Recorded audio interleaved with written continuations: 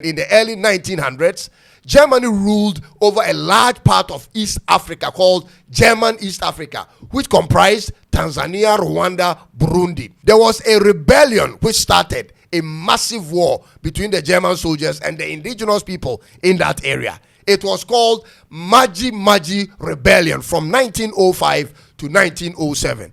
The German colonialists imposed harsh taxes, forced labor, and cotton farming for export on the people. They forced the local people to abandon growing their own foods to now grow cotton instead for export, which caused hunger and resentment among the people. So when the people couldn't endure any longer, they rose up in July 1905 in the Matumbi Hills and quickly spread across the southern and eastern Tanzania.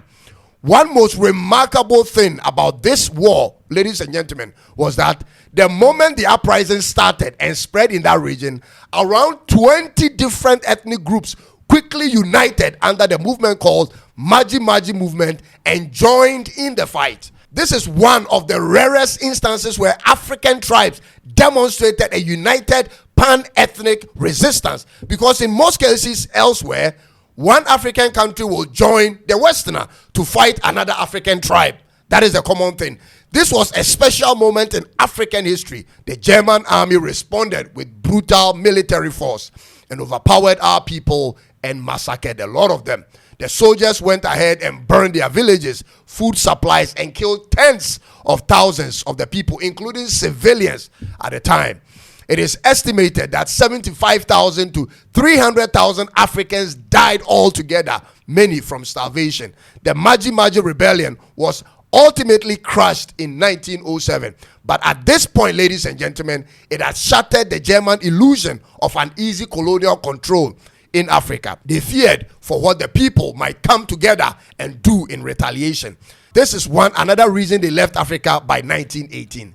And that's what was missing in many places in Africa: unity. Instead of coming together to fight the common enemy, we are divided by our tribes and fighting our neighbors. We couldn't unite against the British and not against the French.